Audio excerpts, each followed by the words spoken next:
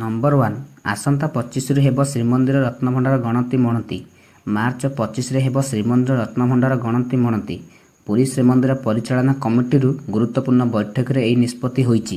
ମଧ୍ୟାହ୍ନ 12:12ରୁ ଦିନ 1:45 ମଧ୍ୟରେ ଆରମ୍ଭ ହେବ ଅଳଙ୍କାର ଗଣତି। ଶ୍ରୀମନ୍ଦିର ପରିଚାଳନା କମିଟି ବୈଠକରେ ଏହା ସ୍ଥିର ହେବା ପାଇଁ ସୂଚନା ଦିଆଯାଇଛି। ଶ୍ରୀମନ୍ଦିର ମୁଖ୍ୟ ପ୍ରଶାସକ ଅରବିନ୍ଦ ପାଢ଼ୀ 3ଟି ପର୍ଯ୍ୟାୟରେ ହେବ ଅଳଙ୍କାର ଗଣତି ମଣତି। ନମ୍ବର 2 ଯୁଦ୍ଧ ରୋକିବେ ପ୍ରଧାନମନ୍ତ୍ରୀ ମୋଦି। ସାଉଦିରୁ ରାଜକୁମାରୀ ଏବଂ ବାହାରିଙ୍କ ରାଜାଙ୍କୁ ଲଗାଇଲେ ଫୋନ୍। ଆମେରିକା ଏବଂ ଇସ୍ରାଏଲ ଉପରେ ଆକ୍ରମଣ କରିବାର ପରଠାରୁ ମଧ୍ୟପ୍ରାଚ୍ୟରେ ପରିସ୍ଥିତି ଅତ୍ୟନ୍ତ ଉତ୍ତେଜନା ହୋଇପଡ଼ିଛି।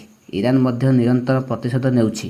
ଏହି ସମୟରେ ପ୍ରଧାନମନ୍ତ୍ରୀ ନରେନ୍ଦ୍ର ମୋଦି ସୋମବାର 2 ମାର୍ଚ୍ଚ ପଶ୍ଚିମ ଏସିଆର 2 ପ୍ରମୁଖ ନେତାଙ୍କ ସହ ଫୋନ୍ ଯୋଗେ କଥା ହୋଇଥିଲେ। ନମ୍ବର 3 ଅଷ୍ଟମ ବେତନକୁ ନେଇ ବଡ଼ ଅପଡେଟ୍। କର୍ମଚାରୀଙ୍କୁ 3 ଗୁଣା ବଢ଼ିବ ଦରମା। ସାରା ଦେଶରେ ଲକ୍ଷ ଲକ୍ଷ ସରକାରୀ କର୍ମଚାରୀ ଏବଂ ପେନ୍ସନଭୋଗୀ ଏକ ବଡ଼ ପରିବର୍ତ୍ତନ ଅପେକ୍ଷାରେ ଅଛନ୍ତି। ଅଷ୍ଟମ ବେତନ କମିଶନ ସମ୍ଭାବ୍ୟ ଘୋଷଣା ସମଗ୍ର ସରକାରୀ କଳରେ ନୂତନ ଶକ୍ତି ସଞ୍ଚାର କରିଛି। ସଠିକ୍ ଦରମା ବୃଦ୍ଧି ପାଇଁ କିଏ ଏବଂ କେତେ ପରିମାଣ ଲାଭବାନ ହେବ ସେ ବିଷୟରେ ସବୁଠୁ ଆଲୋଚନା ଜୋର ଧରିଛି। ନମ୍ବର 4 ମ୍ୟାଚ୍ ଖେଳିବନି ଇଂଲଣ୍ଡ। ଯୁଦ୍ଧ ମଧ୍ୟରେ ଆସିଲା ଇଂଲଣ୍ଡ କ୍ରିକେଟ ବୋର୍ଡର ବଡ଼ ନିଷ୍ପତ୍ତି। ମଧ୍ୟପ୍ରାଚ୍ୟରେ ବଢ଼ୁଥିବା ଉତ୍ତେଜନା ଏବଂ ସୁରକ୍ଷା ଚିନ୍ତା ଯୋଗୁଁ ଇଂଲଣ୍ଡ କ୍ରିକେଟ ବୋର୍ଡ ଏକ ବଡ଼ ନିଷ୍ପତ୍ତି ନେଇଛି। ଆମେରିକା ଏବଂ ଇସ୍ରାଏଲ ଦ୍ୱାରା ଇରାନ ଉପରେ ଆକ୍ରମଣ ପରେ ଇରାନ ବାରମ୍ବାର କ୍ଷେପଣାସ୍ତ୍ର ଆକ୍ରମଣ ସହିତ ପ୍ରତିଶୋଧ ନେଉଛି, ଯାହା ସଂଯୁକ୍ତ ଆରବ ଏମିରେଟ୍ସ UAE ସମେତ ସମଗ୍ର ମଧ୍ୟପ୍ରାଚ୍ୟକୁ ପ୍ରଭାବିତ କରିଛି। T20 ବିଶ୍ୱକପ୍ରୁ ବାଦ୍ ପଡ଼ିଥିବା କିଛି ଦଳ ଏପର୍ଯ୍ୟନ୍ତ ଘରକୁ ଫେରି ନାହାନ୍ତି। ଇଂଲଣ୍ଡ କ୍ରିକେଟ ବୋର୍ଡ ଏବେ UAEରୁ ତା'ର ଦଳକୁ ପ୍ରତ୍ୟାହାର କରିବାକୁ ନିଷ୍ପତ୍ତି ନେଇଛି। ନମ୍ବର 5 ମଧ୍ୟପ୍ରାଚ୍ୟରେ ଯୁଦ୍ଧ ଟେନସନ୍, ପୁଣି ରୁଷ ତେଲ କିଣିବ ବଢ଼ାଇବ ଭାରତ। ମଧ୍ୟପ୍ରାଚ୍ୟରେ ଇରାନ ଇସ୍ରାଏଲ ଯୁଦ୍ଧ ଯୋଗୁଁ ତେଲ ଯୋଗାଣ ପ୍ରଭାବିତ ହେବା ପରେ ଭାରତ ପୁଣି ଥରେ ରୁଷ ତେଲ କିଣା ଉପରେ ନଜର ରଖିଛି। ବ୍ଲୁମବର୍ଗ ଏକ ରିପୋର୍ଟ ମୁତାବକ ଭାରତ ଏହାର ଇନ୍ଧନ ଚାହିଦା ପୂରଣ ଲାଗି ରୁଷଠାରୁ ଅଧିକ ଅଶୋଧିତ ତେଲ କିଣି କ୍ରୟ କରିବାକୁ ଯୋଜନା କରିଛି। ଗତ କିଛି ଦିନ ପରେ ଷ୍ଟେପ୍ ଅଫ୍ ହୋର୍ମୁଜ ଦେଇ ଭାରତ ଆସୁଥିବା ତେଲ ଯୋଗାଣ ଠପ୍ ହୋଇଛି। ନମ୍ବର 6 ଇରାନ ଟ୍ରମ୍ପଙ୍କ କଡ଼ା ଚେତାବନୀ। ଅସ୍ତ୍ର ଛାଡ଼ ନହେଲେ ହେବ ବଡ଼ ଆକ୍ରମଣ। ଆମେରିକା, ଇସ୍ରାଏଲ ଓ ଇରାନ ମଧ୍ୟରେ ଭୀଷଣ ଯୁଦ୍ଧ। ଆମେରିକା ଦୂତାବାସ ଉପରେ ଇରାନ ଡ୍ରୋନ୍ ମାଡ଼ କରିଛି। ଏହାପରେ କଡ଼ା ଚେତାବନୀ ଦେଇଛନ୍ତି ଆମେରିକା ରାଷ୍ଟ୍ରପତି ଡୋନାଲ୍ଡ ଟ୍ରମ୍ପ। କହିଛନ୍ତି ଇରାନ ଉପରେ ବଡ଼ ଆକ୍ରମଣ ବାକି ଅଛି। ବର୍ତ୍ତମାନ ଆକ୍ରମଣ ଆମେ ସବୁ ଶକ୍ତିଶାଳୀ ଲଗାଇ ନାହିଁ।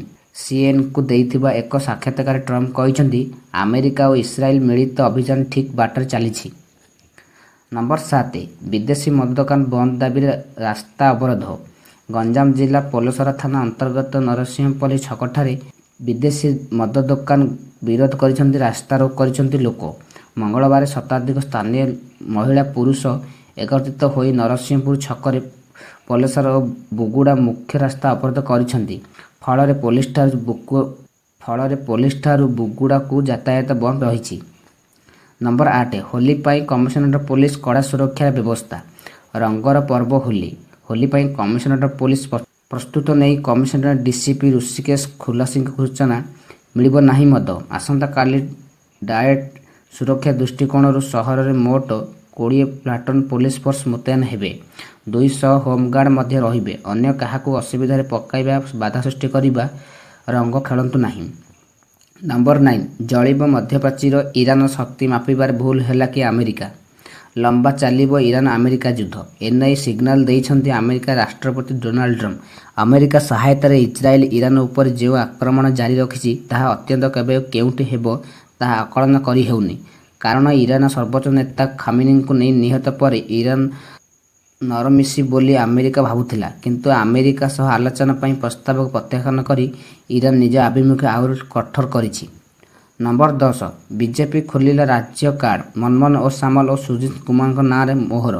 ସବୁ ଅପେକ୍ଷାର ଅନ୍ତ ଘଟିଛି। ରାଜ୍ୟସଭା ନିର୍ବାଚନ ପାଇଁ ପ୍ରାର୍ଥୀ ଘୋଷଣା କରିଛି ବିଜେପି ରାଜ୍ୟ ସଭାପତି ମନମୋହନ ସାମଲ ଓ ସାଂସଦ ସୁଜିତ କୁମାରଙ୍କୁ ଦଳ ପ୍ରାର୍ଥୀ ଘୋଷଣା କରିଛି। ଏ ସମ୍ପର୍କରେ ଦଳ ପକ୍ଷରୁ ବିଜ୍ଞପ୍ତି ପ୍ରକାଶ ପାଇଛି। ଓଡ଼ିଶାରେ ବିଜେପିକୁ ସରକାରକୁ ଆଣିବାରେ ମନମୋହନଙ୍କ ବଡ଼ ଭୂମିକା ଥିଲା। ଫର୍ଦ୍ଦ ପଛର ନାୟକ ଭାବେ ଦଳରୁ ତାଙ୍କୁ ରାଜ୍ୟସଭା ଟିକେଟ୍ ଦିଆଯାଇଛି।